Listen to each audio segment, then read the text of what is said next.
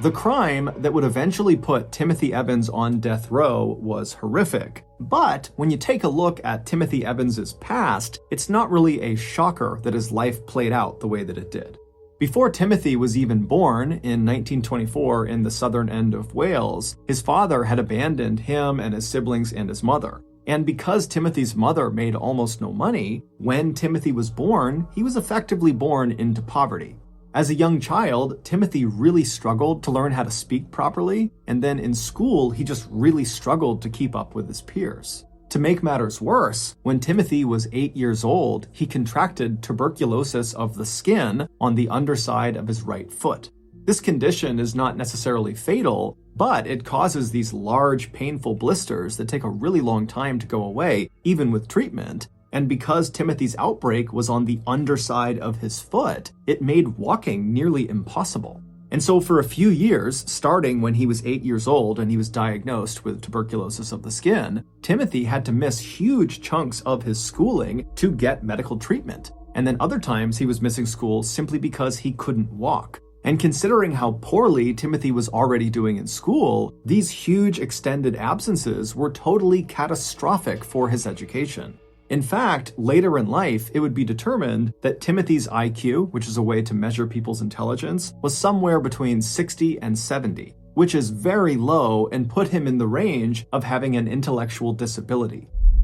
Not long after his tuberculosis of the skin diagnosis, Timothy would remain in school despite all of these absences and despite how difficult it was for him, but his real focus would shift from getting an education to trying to find work in order to help provide for his family, who were very poor. And Timothy was willing to do just about anything for money. For example, when he was only 13 years old, he became a coal miner, one of the most dangerous jobs on the planet at the time and still today.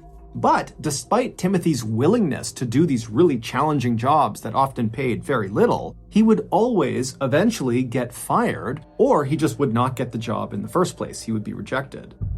And always, it was because either one, he had a flare-up of his tuberculosis on his foot, which made it impossible to walk, and so he couldn't go to and from his job, and so he'd be let go, or it would be because of his illiteracy, and the job just could not take someone in that could not read, write, or really even speak very well. Or in some cases, like when Timothy tried to join the military when he was 18 years old and World War II was raging and all of his peers are going off to fight the war, well, when he tried to enlist, the military said, we can't take you because you are illiterate and because of your foot.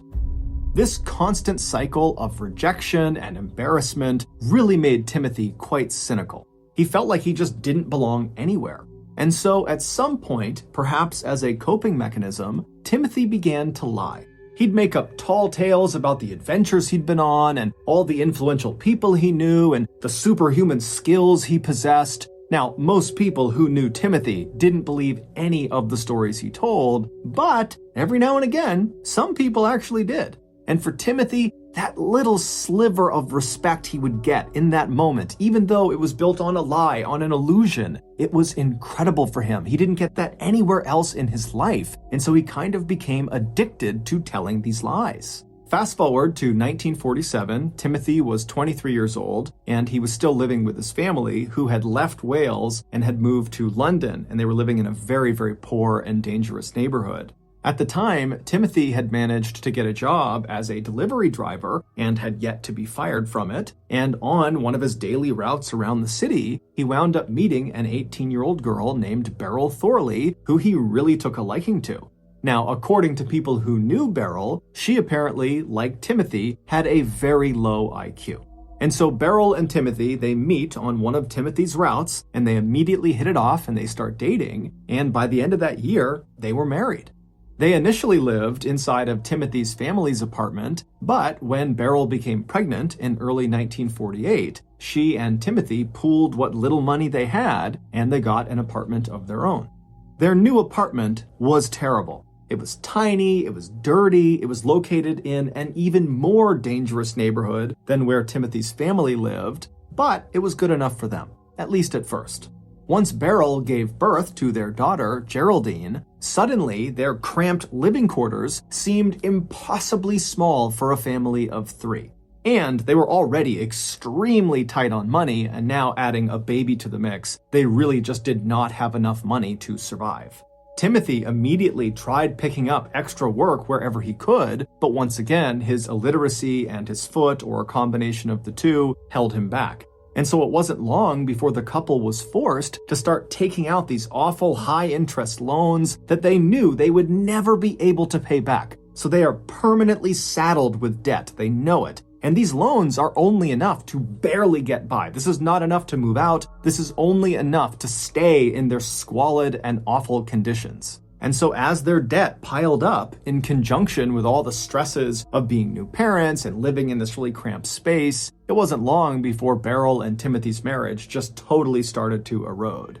It started with daily arguing over one of their many hardships, but it quickly escalated to full-blown physical confrontation that often was so loud that passerby outside in the very busy street would hear, coming from the third floor, Timothy and Beryl screaming and yelling and punching each other, to the point where people outside literally stopped and just looked up, wondering what was going on up there. As Timothy's world seemed to just kind of crumble all around him, he at first turned to a coping mechanism he had used for most of his life, and that was just to lie about his current situation. He would tell people who would listen that he and his wife and his kid were doing great and everything was fine. But, behind closed doors, that wasn't true at all, and so that coping mechanism really didn't do a lot for him. And so Timothy eventually turned to alcohol to cope with his misery. But the alcohol would only make the situation worse because it was yet another thing for his wife to be mad at him about, and he was depressed all the time, and it was eating away at their non-existent budget to pay for all this alcohol. And so Timothy would turn to yet another source for comfort, but it would be a very unlikely source of comfort. It would be his downstairs neighbor, John Christie. And the reason his downstairs neighbor was so unlikely was because John could not have been more different from Timothy. John was nearly double Timothy's age. He was incredibly smart, and he was respected not only by his peers, but really by the community. And that respect came from the fact that John had served during World War I and been right on the front lines, and had nearly been killed during a mustard gas attack when he was fighting in the trenches. And then after the war was over, John would come back to London, and he would become a police constable for quite a while, and then after retiring from the force, he became a post office clerk. But despite John and Timothy's vast differences, there was one thing they had in common: marital problems. John and his wife Ethel had gotten married back in 1920, so 4 years before Timothy had even been born, but at some point early on in their marriage, the couple had split up. They didn't get divorced, but they separated and they lived totally apart for a while. But in 1934, the couple would finally reconcile, and that's when they moved into the ground floor apartment of the apartment building that Timothy and Beryl would move into years later.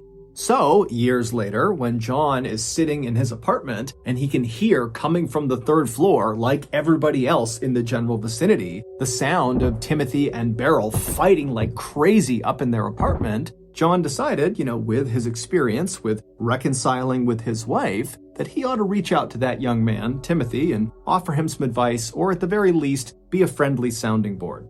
And so John would eventually strike up a conversation with Timothy one day when they were passing each other, and Timothy was at a place in his life where he was looking for friends. He didn't have any friends. And so John, to come into his life at this point, was really good for Timothy, and so very quickly those two struck up a friendship. But this friendship was not really peer-to-peer. It was more like father to son or mentor to mentee, where Timothy really looked up to John. I mean, Timothy had never had a father in his life, and so John kind of became that. And John looked at Timothy with a lot of empathy. He could tell this was a man who was, not very bright, and he was in way over his head with debt, with this marriage, with parenthood, everything. And so John tried hard to kind of coach and guide Timothy as he navigated this very rough time in his life. And their relationship likely could have had a really positive effect, not only on just Timothy's mental health, but also perhaps on the state of Timothy and Beryl's marriage. But it was not long after John met Timothy that Timothy found out Beryl was pregnant with a second child. This was terrible news for Timothy. He knew They absolutely could not afford another child. As it was, they couldn't afford the current child they had. They couldn't afford anything. And in the United Kingdom, abortions were illegal, so there was no way to terminate this pregnancy. And so, totally desperate and terrified, Timothy turned to John for guidance. And John would later recall on the witness stand during Timothy's trial that, John did his best to try to console and comfort and tell Timothy that everything was going to be okay. You'll get another job. You'll take out another loan. It'll all work out. But, as John would say on the witness stand, his words didn't have any effect on Timothy. Timothy, by the time he came to John, was totally inconsolable, he was desperate, and he was unhinged. And so John started to suspect that Timothy might do something really drastic to make his troubles go away. And John would be correct.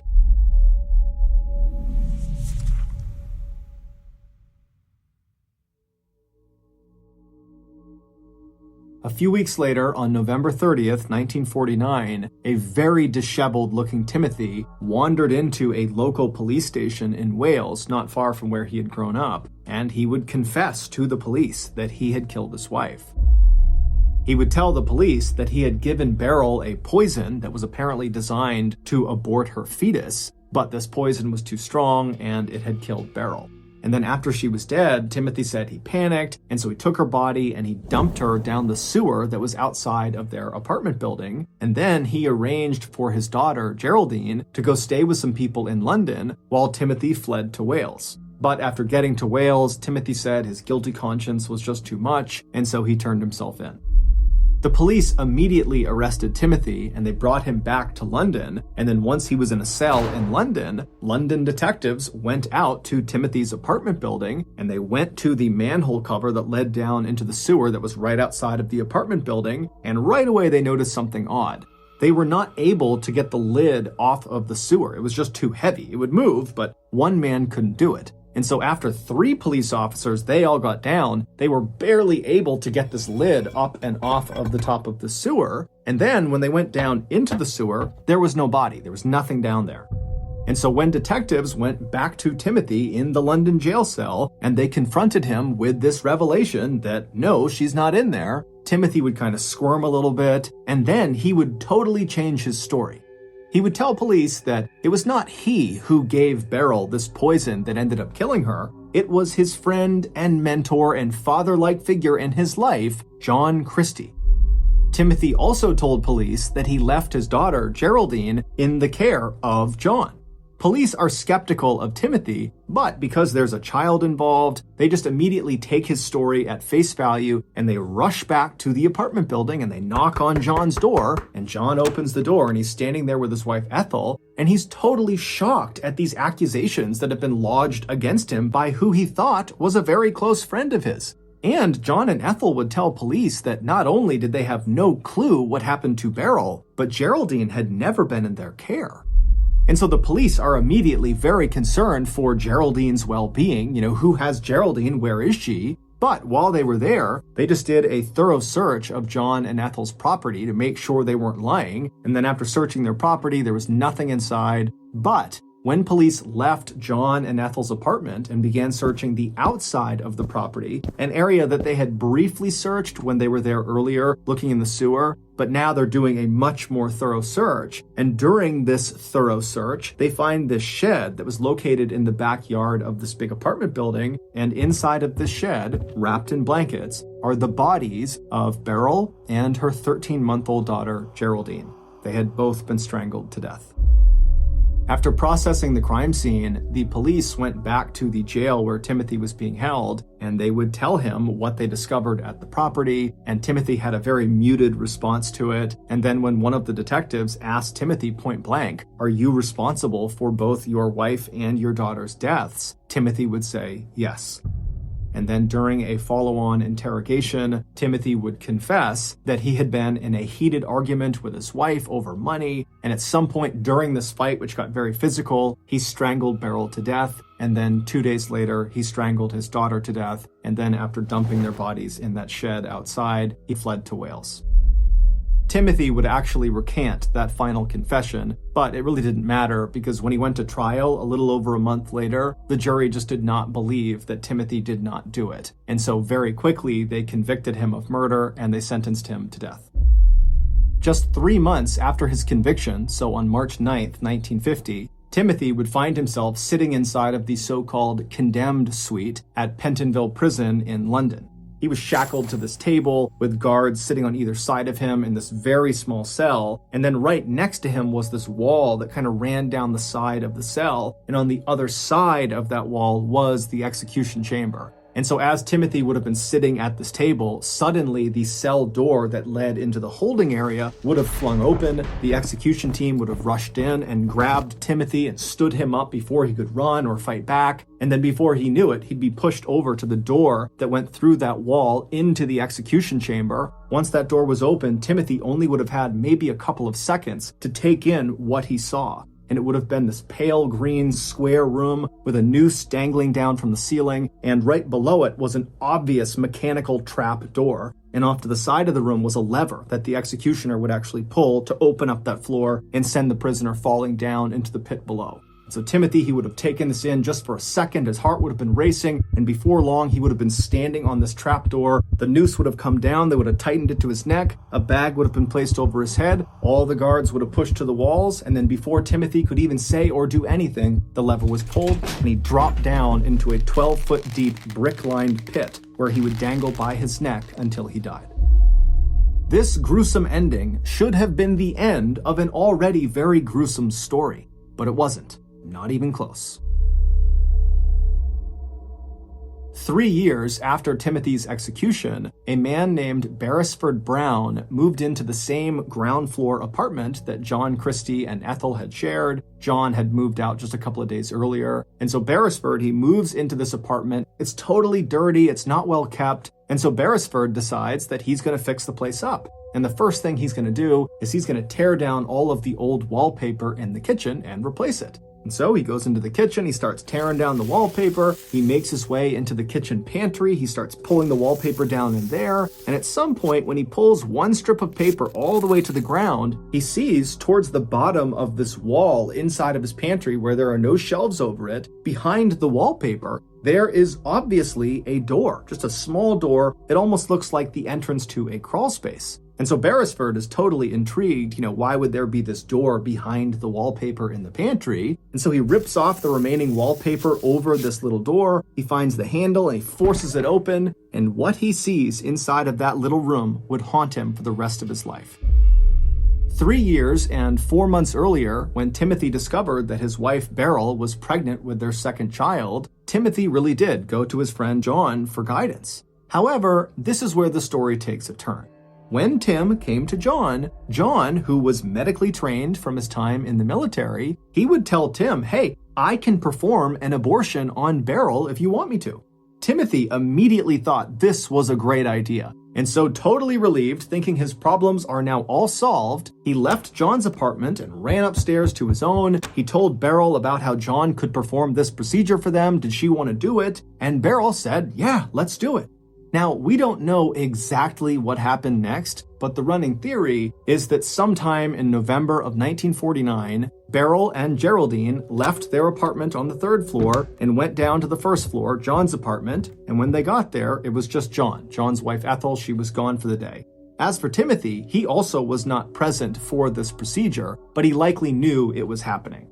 So Beryl and Geraldine, they walk inside of John's apartment, and pretty quickly Beryl finds a place, or maybe John finds a place to put Geraldine in the apartment where she's safe. And then John ushers Beryl over to this chair. It's like his makeshift medical chair, and he tells her to have a seat. So she sits down, and John goes over and gets this device. And now this device, it looks like a glass jar filled with clear liquid, and then poking out of either side of it are these black, thin, hollow tubes that come out and connect at this kind of makeshift mouthpiece. And so John, he walks over with this device, and he hands the mouthpiece portion of this device to Beryl, and he says, here, put this on your mouth and start breathing it in. There's a gas I produce that kind of numbs the pain as I do this procedure to you. And so Beryl did as she was told. She took this mouthpiece and she put it over her mouth and her nose, and she began breathing deeply.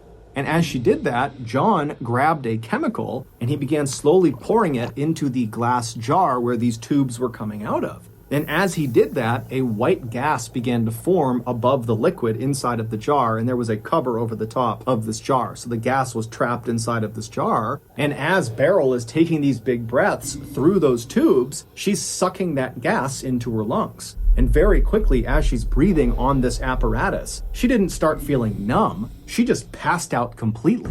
However, this was John's plan all along. That device he made her put on her face, that was only designed to make people pass out. It was not to numb any pain. John was not medically trained. He was not performing abortions out of his apartment. He was a serial killer. So with Beryl now unconscious in front of him, John did the same thing he did to the other two women he had lured into his trap and whose bodies were now buried in his backyard. He began having his way with Beryl. And at some point during this assault, Beryl woke up and began trying to fight off John, but he overpowered her and he strangled her to death. And then after she was dead, John just walked into the other room where Geraldine was, and he used a shirt tie and he wrapped it around Geraldine's neck and he strangled her to death. And then after that, he put the mother and daughter together in some sheets and he put them out in the shed in the backyard. Later, when Timothy came to John's apartment to see how the procedure had gone on his wife, John would tell Timothy that, sorry, it didn't work out and your wife is dead. Don't worry, I'll look after your daughter and make sure she's taken care of. You need to flee London and go to Wales now. And so Timothy, without really asking any questions, would do as he was told and he would flee to Wales. But a little while later, when he tried to check in with John about how his daughter was doing because he had no idea where she was or who she was with, John would just not let Timothy see her. And so Timothy eventually, just feeling racked with guilt about this whole situation, he went to police. And critically, when he spoke to police, he lied about what happened. He wanted to protect his friend John, who he looked at as a father figure, as a mentor, as a close friend. And so he said, I killed my wife. And so this is why Timothy got the location of his wife's body wrong, because he didn't know. He just guessed the sewer. And so that explains why when they got over to the sewer, not only was it empty, but it seemed totally impossible that anybody could have lifted this manhole cover on their own. It was too heavy. Then, after police discovered Beryl and Geraldine's body, and they went back to the London jail and told Timothy, that was the first time he found out what had happened to his daughter. Because to that point, Tim really did believe that John had just been taking care of Geraldine, or John had handed off his child to somebody else who was taking care of Geraldine. But either way, Geraldine was okay. So he's just been told she's not okay, she's dead as well, his whole family is gone. And so Tim was almost certainly in shock. And so he's sitting there with that sort of muted response as detectives are asking him, are you responsible for your wife and your child's death? And so Tim would say yes, but it's unclear if Tim actually understood their question or if he understood the implications of their question. He might have just been saying, I feel guilty about the fact that my family is dead, not that he literally killed both his wife and daughter. But when Tim finally kind of snapped out of it and really began trying to tell the truth that John was responsible, nobody believed him. Because his credibility was totally destroyed because the first thing he did when he went to police was lie about what happened. And when police dug into Timothy's history a little bit, they saw he was a compulsive liar. Everybody said, oh, Timothy tells tall tales, that's just what he does. And making things even worse for Timothy was the fact that he had a very clear motive for why he might harm his family. He was under crippling debt, and his relationship with his wife was incredibly toxic and often became physical, and there were lots of witnesses to that. During Timothy's trial, despite the fact that Timothy and his lawyers tried everything they could to point the finger at John Christie, saying no, he's the guy responsible, because John was constantly on the witness stand and had this impeccable resume as this war hero and this police constable, and he was well respected and he was well spoken and he was smart, the jury completely believed him. He was the epitome of credible, whereas Timothy was the opposite. And so it was largely John, the real killer's testimony that actually put Timothy, the innocent man, on death row. Also, the police totally botched the investigation from the beginning, because the police went into the investigation already completely convinced that Timothy was guilty. This was an open and shut case, and us gathering evidence and doing all this didn't really matter because Timothy was the guy. And so because the police were so focused on Timothy, they were blind to really obvious things all around them. For example, during their several searches of the apartment complex, both inside and out, a dog ran into the backyard and actually dug up one of the skeletons from one of those two women that John had killed years earlier and buried out there. And so a human skull and a human leg bone were visible outside as police are walking around. John was able to grab the skull and chuck it next door into a burned out building, but the leg bone was literally propped up against the side of the backyard in plain view. Nobody caught it. The police are also believed to have coerced Timothy into signing his final confession, where he says, "I not only killed my wife, but I also killed my daughter." There's even some speculation that the police literally signed it for him, that they forged the entire document. And so Timothy gets hauled off and executed. Meanwhile, John, the real killer, just keeps on killing. He would murder at least 4 more women, including his wife, Ethel, using the same technique, the gas machine followed by strangulation. And it was during the time that he killed these last 4 victims that we know about that John became increasingly turned on by death itself. And so that was why he stuffed his wife's body right underneath the floorboards in his kitchen, and he stuffed those other 3 women inside of that tiny little room behind that secret door in the pantry, so that all day long as he was in his apartment, it constantly smelled of decomposing flesh. After Beresford Brown opened that secret door in the kitchen pantry and discovered those 3 women's bodies smashed inside of there, he would tell the police, and then 10 days later, on March 31st, 1953, John Christie would be found and arrested. He would confess to killing all 8 victims, but the police only had enough evidence to charge him with 1 murder, and that was the murder of his wife, Ethel. But he was found guilty of that, and it was enough to warrant a death sentence. On July 15th of that year, at about 9 a.m., John Christie found himself sitting in the same condemned suite at Pentonville Prison that Timothy Evans had been sitting in 3.5 years earlier. Then, moments later, the door behind John opened up. The same execution team that killed Timothy Evans came inside, they grabbed John, they hoisted him up, they moved him over to the door that led into the execution chamber. The door flung open and John got his first look at the gallows. They rushed him over to the middle of the room, they pulled the noose down, tied it tight around his neck, they put the bag down over his head, all the guards stepped to the side, and then right as the executioner is about to pull down the lever, John, out of the blue, says, "Wait, my nose itches." To which the executioner just said, "It won't bother you for long," and then he pulled the switch. Due in large part to the massive injustice in this case, where an obviously innocent man was carted off and executed, the UK would suspend the death penalty in 1965, and then in 1969, they would abolish it entirely. Between those 2 dates, in 1966, Timothy would receive a posthumous pardon for the murder of his family, meaning he is officially an innocent man. On August 2nd, 1963, 4-year-old Bobby Panknin, along with his 2 older brothers and his 2 parents, headed off to a camping resort on Deep Lake in Washington state. The following day, Mrs. Panknin, whose name was Edna, decides she wants to take her 3 sons down a logging road that was right behind their campsite that she had heard fed out to this beautiful little waterfall that she thought her sons would like to see. Edna gets the boys ready, she says bye to Mr. Panknin, and then she and her sons take off down this logging road. And as soon as she's on the road, it occurs to her that it's totally overgrown, the grass is really high, it's rocky and bumpy, and she's thinking to herself, there's no way any vehicle is getting down this road, and probably there's been no vehicles on this road for a very long time. This is a very isolated place on this campsite. So they walk for a little ways on this overgrown logging road until they see there's a turnoff that leads down to the water and this little waterfall. And so right away she saw there was all this brush they were going to need to walk through, and the ground looked pretty rough. And Bobby, her youngest, the 4-year-old, he didn't have shoes on. He was going through a phase where he refused to wear shoes, and so it hadn't really mattered the entire duration of walking up the road, but it seemed like this might be too much for him to walk on.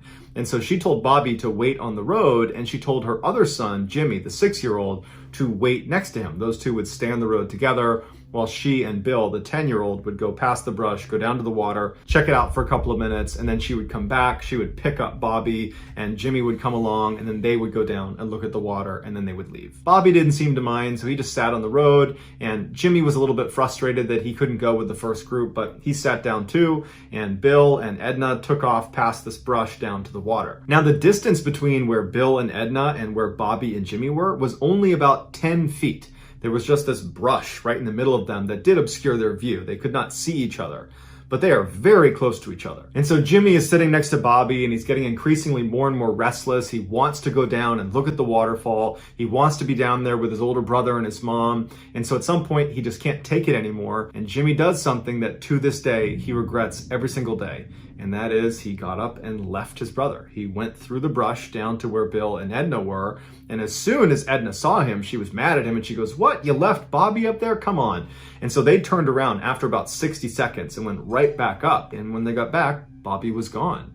And at first, they're not like, "Oh my goodness, someone's abducted Bobby," because there's no one on this road. They'd come up here and recognize that it's very remote, it's isolated, there's no cars that come through here, they hadn't heard anything. And so their first instinct was, okay, he probably got up, and is behind a tree, or he walked down the hill over here, or he's nearby. And so they're yelling for him, they're walking around, and no one's panicking yet. In fact, really, Edna was just annoyed with Jimmy that he had left, Bobby, and that he's to blame right now, but it's just an inconvenience at this point. But after a couple of minutes, when they can't get Bobby to yell back where he is, they start to realize they might have a problem here. And so Edna becomes more panicked, and she's yelling at the top of her lungs for her son. She's having her other two sons go look down by the water, go look over there, but there's no trace of him. And they can't believe it. It didn't make any sense because, he's 4, he's got no shoes on, they didn't hear anything. How could he be gone? But he was gone.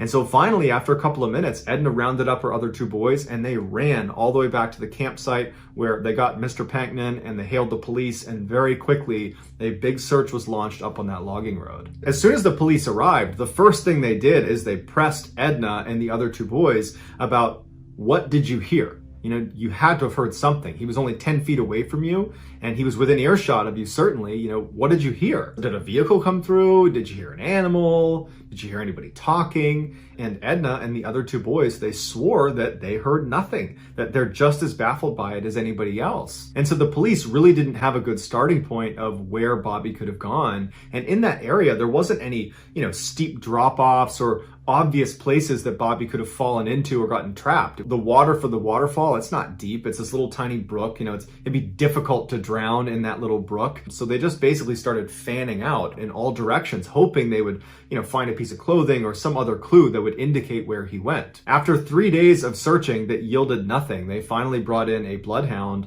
to try to find him based on scent. And so they had the dog smell one of Bobby's shoes, and the dog immediately seemed to key in on his scent in the area where Bobby had gone missing. And the dog turns and starts running up the logging road away from the campsite, so farther into the forest. And it runs for almost 2 miles, and it never seems to waver. It's clearly picked up Bobby's scent. And it stops at this fork in the road about 2 miles away from where Bobby had gone missing. And it keys in on this one area right at the fork where there wasn't anything significant. It was just this bare patch of dirt. And so the police, they uncover the dirt a little bit. There's nothing there. They're looking around the area. That there's no indication that Bobby was ever here. So they give the scent back to the dog. And again, the dog just keeps tracking to this one section in this fork in the road. But they didn't know what to do with that information because there was nothing there. The search for Bobby was called off after 7 days because they could not find anything. And so the lead investigator came out and did this press release where he basically said, "We have no idea what happened to Bobby. However, we do think he was abducted." And his reasoning for this was pretty straightforward. Bobby was a young kid that had no shoes on in an unfamiliar forest, and he was only out of eyesight for 2 minutes. So how far could he really have gotten? Certainly not far enough that his family wouldn't have found him after those 2 minutes were up and they began looking for him. And so if you go down the abduction rabbit hole, you start with, okay, a person must have taken Bobby. But for a person to take Bobby, that means a person had to be in this area that was super isolated and remote, and they hadn't seen anybody in the area, and there were very few campers at the campsite. So realistically, if a person was going to abduct Bobby, they had to have been planning it and had to have been hiding in the trees and were stalking this family until they got to that spot where Jimmy left Bobby, and then this person, runs out of the tree line, runs over to Bobby, picks him up without Bobby making a sound, he muffles him, and he runs away into the woods carrying this child, all in a 2-minute window, which was a totally abrupt window. It wasn't like this obvious thing that Bobby was going to be left alone. It looked like Jimmy was going to be sitting there with him, which would have been a deterrent, you would think, if someone was trying to abduct Bobby. But nonetheless, this window presents itself and this person runs down and takes Bobby. It just seems like that person would need to be really fixated on Bobby, one, and there wasn't a clear reason for why anyone would be very fixated on Bobby or this family. And two, they would need to be very strong and quick and agile, more than the average person. So we're talking like a professional athlete level of agility and physical fitness. And so while it's certainly possible that a professional athlete had been stalking this family and then ran down in this tiny little window of time and stole Bobby away without getting detected and then evaded the law for 7 days in the middle of the woods, while that's possible, it's pretty unlikely. And investigators reached this conclusion. They thought, it does seem pretty unlikely that a person did this. So they moved on to animals and they said, okay, maybe a bear took Bobby. And so they brought out bear sniffing dogs to search the area for signs that a bear had been there.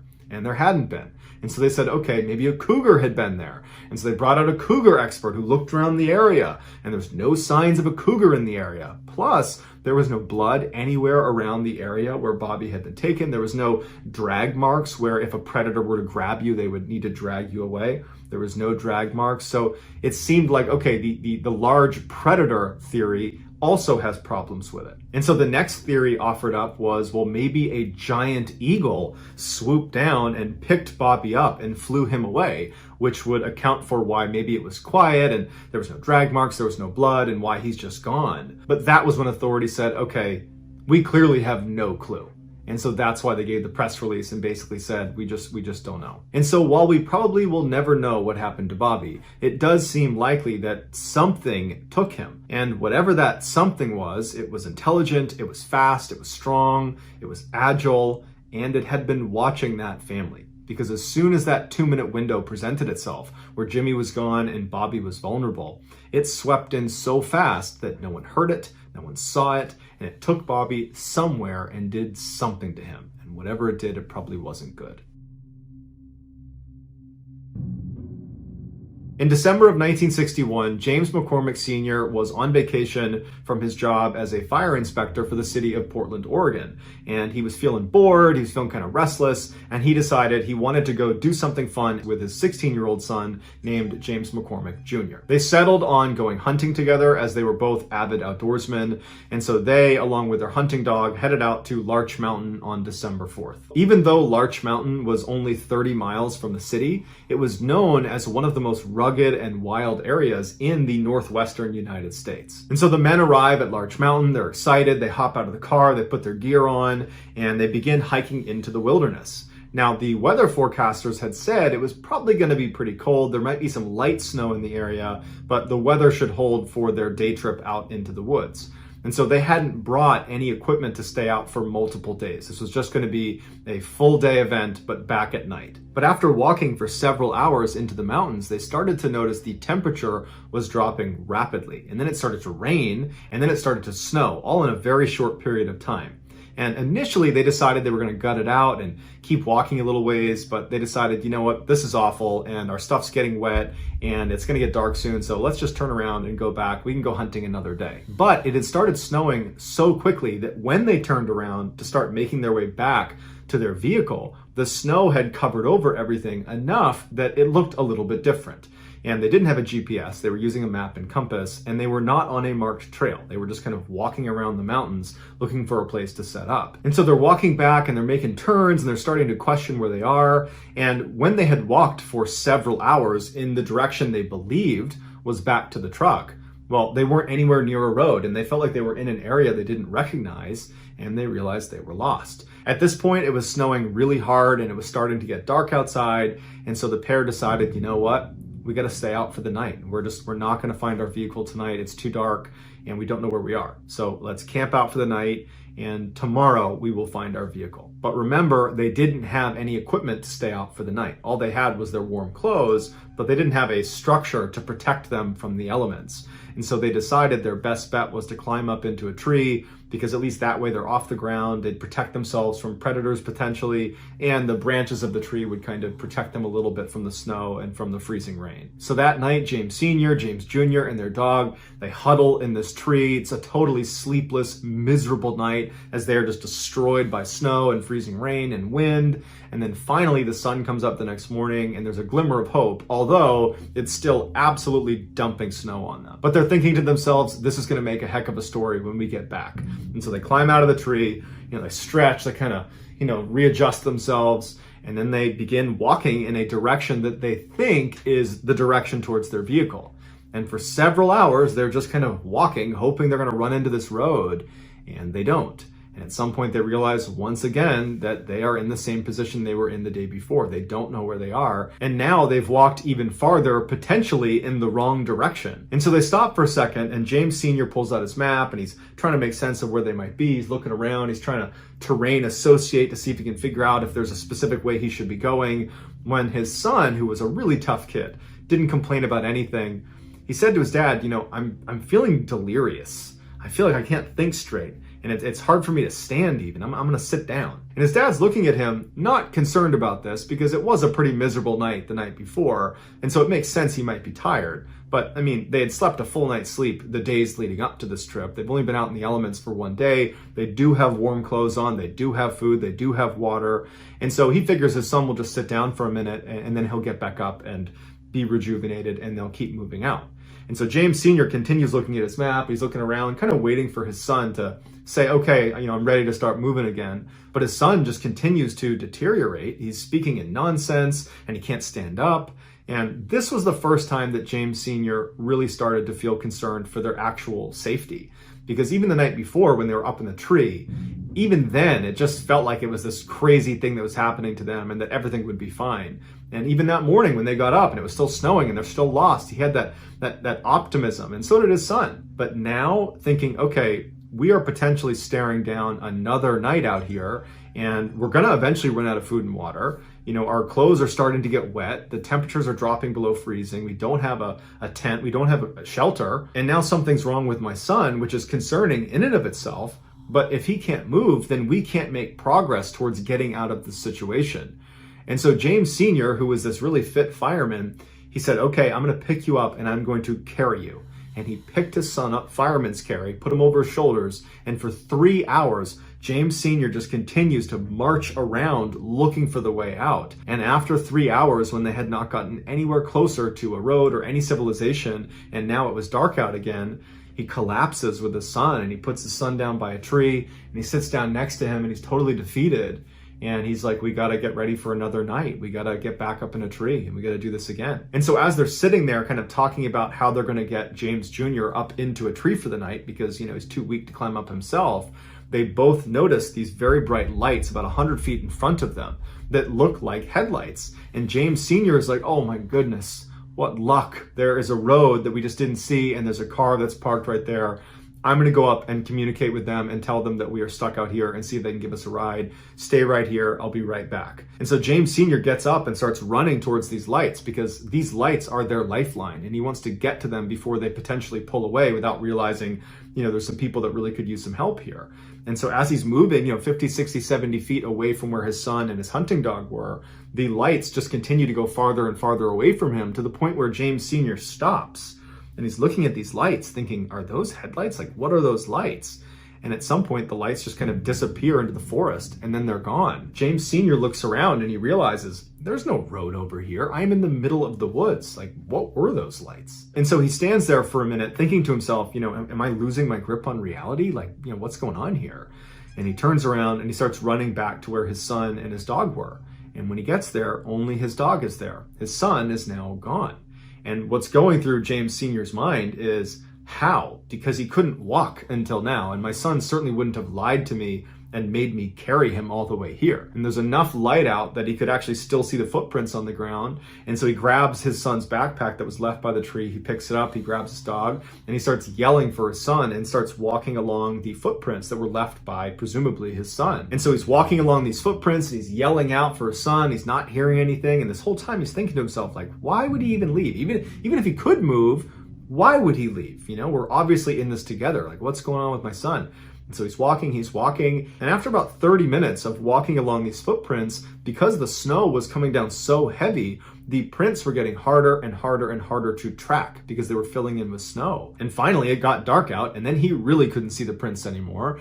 And now James Sr. is absolutely panicked. You know, this is a nightmare. Where's my son? What were those lights? Oh my gosh, it's going to be another night out here. And he just picks a random direction, and holding onto his son's stuff with his dog, he just starts running. The next day, James Sr. and his dog would stumble into this lodge that was about 6 miles away from where they had parked their car over at Larch Mountain. Now, that doesn't mean they moved 6 miles to get there. They probably zigged and zagged all over the mountain, and they covered much more than 6 miles, but it was a 6-mile shot to this lodge. They stumble inside, and it was just a miracle that he had found it. He basically had ran all night until he found a road, and he traced it up to this lodge, and he told the staff inside, my son is missing. We've been gone for 2 days now. He's out in the middle of the woods. He's hurt. Someone needs to go out there. And so very quickly, the police were called, and word spread to the firefighters in Portland, Oregon that, you know, the fire inspector's son is missing. And so 200 off-duty firefighters made their way up to the mountain as well to assist in this search. The paramedics wanted James Sr. to just go to the hospital and let the searchers do their job. But James Sr. was not about to leave his son, and he refused medical attention, and he went out with the first group of searchers. And somehow he was able to get them to the rough area that he was able to recognize as, you know, roughly where his son had been sitting when he went missing. They searched that area and very quickly found James Jr.'s glasses case, as well as his boots and his socks, but no James Jr. Later in the day, though, they would find James Jr. He was about 1,000 feet away from where his boots and his glasses case were found, at the bottom of this cliff, and he was deceased. Now, initially the thought was, well, you know, he must have gotten confused and walked away from where he had been told to sit and fell off this cliff. But they determined he did not die from the fall off this cliff. He had made his way down to that cliff and then died of exposure. So how was James Jr. able to suddenly be able to walk again? And once he had that skill back, why didn't he go to his dad? Why did he walk away from him? And why did he take his shoes and socks off to do that as well? And what were those lights that James Sr. saw in the middle of the woods? Because they weren't headlights. And it was only when he went to investigate them that suddenly James Jr. up and walks away.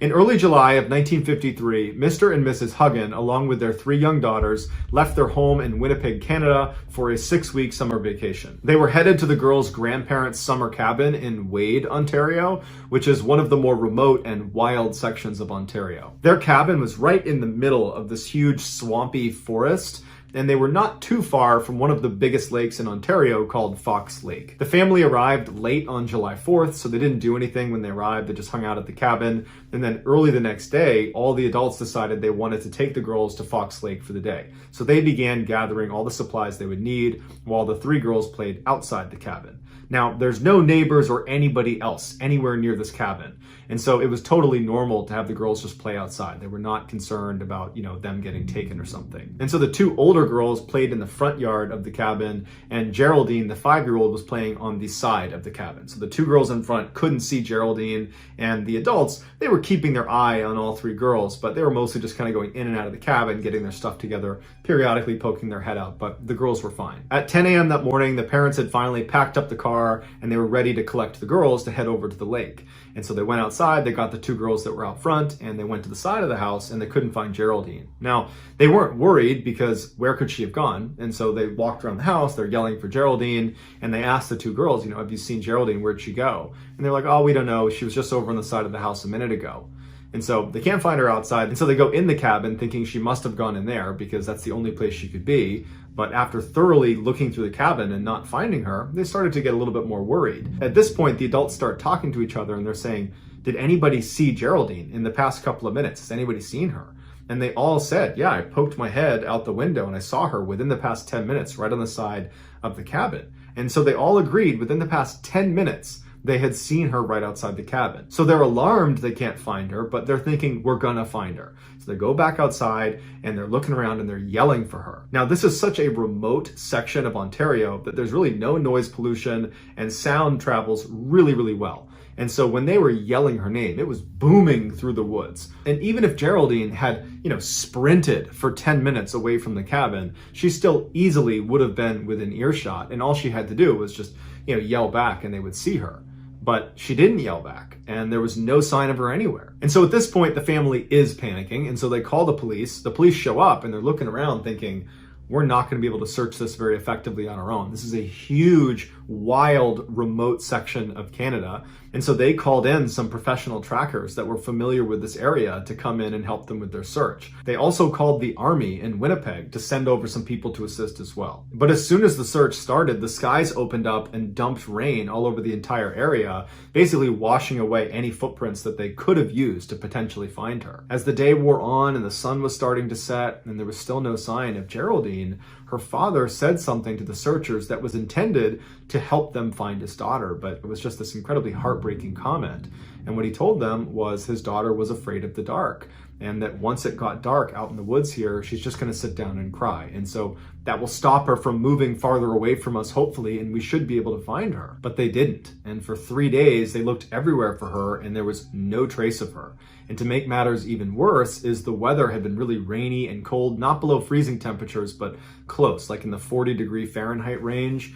And she just had a light shirt and shorts on. She was not prepared for the weather. On the evening of the 3rd day, they found footprints that they believed to be Geraldine's high up on this ledge in some moss overlooking Fox Lake. And the footprints indicated that this child, which was probably Geraldine, was looking out over the lake and then turned around and walked away from the ledge down into the swamp where her footprints dissipate. And so the search effort was pushed to this swamp, and they had thousands of people that are combing through this mosquito-infested bush to look for this girl, and once again, there's nothing. Then on the 7th day of the search, they find another set of footprints in the swamp around the area where they were looking for Geraldine. But it wasn't Geraldine's footprints because they were these huge prints that if it was a human print, they would need to be an enormous human being. Or these prints belonged to some enormous animal, but they were unable to determine what animal it was. At this point, although there's not really any real evidence connecting that print to Geraldine, people are starting to suspect that whoever left this print or whatever left this print has something to do with whatever happened to Geraldine. 2 days later, so 9 days after Geraldine has gone missing, some of the professional trackers were 2.5 miles away from where that large print was found in that swamp and where Geraldine's footprints were found up on that ledge.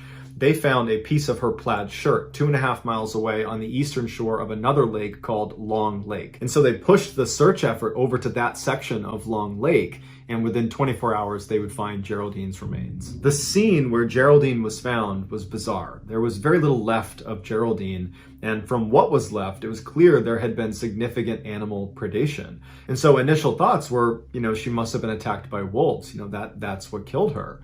But upon closer inspection, they saw that her clothing had not been torn and there was no blood on her clothes. So the animal predation had most likely occurred after she was deceased because they would have been able to pick around the clothing. Whereas if it had been a wolf attack, they would have cut right through the clothes and there would be marks that obviously, she was attacked by animals. But Geraldine's remains appeared to have been dragged out of a nearby meadow to where she was ultimately located. And so they followed the drag line into this meadow and it led them to this opening where all the grass had been matted down. And investigators said it looked like something big had been laying there. And they speculated that that might have been the area where Geraldine had been killed, and then afterwards animals had dragged her over to where she was found. And so investigators are like, well, we found that large footprint in the swamp on the 7th day in the same area where we had found Geraldine's footprints, and we thought they might be connected. And now we're finding a large, what appears to be body print in this meadow that's right near where Geraldine's remains have been found. And so probably whoever or whatever left that print in the swamp is the same one that left this print here in the meadow and therefore is probably Geraldine's killer. But this left investigators with two theories that didn't really make any sense. The first one was, okay, these prints, the swamp print and this body print, belong to an enormous person, like a giant. who ran up to the cabin and abducted Geraldine and ran off, and no one saw them or heard them. And for weeks, they've managed to totally evade capture despite being, again, an enormous person lumbering through the forest. So that seemed really unlikely. One, that this giant person even existed, and two, that if this giant person existed, how could they not get caught? They're so big running through the forest, they would be easy to spot. But if you rule out the enormous person theory, you're left with the enormous predator theory, which does make more sense on the surface because there are enormous predators that have attacked humans, so that does happen. But when they looked at her remains, they ruled out a wolf attack, and really, they ruled out animal attacks. But if this is an enormous predator, how did it kill Geraldine? The family was told that unfortunately, because there wasn't enough left of her, they weren't able to determine a cause of death. And so their best guess is she was probably mauled by wild animals, but they would even level with the family and say, honestly, we don't know what did this. So that's gonna do it, guys. If you found the secret in today's video, let us know in the comments what it is and where you found it. So give us the timestamp. And if you're the first to do that, we will pin you at the top of the comments section. If you enjoyed today's video and you haven't done this already, please release a massive saltwater crocodile inside the like button's house. Also, please subscribe to this channel and turn on all notifications so you don't miss any of our 3, 4, even 5 weekly uploads. If you want to get in touch with me, you can direct message me on Instagram or on Twitter. My username for both platforms is the same.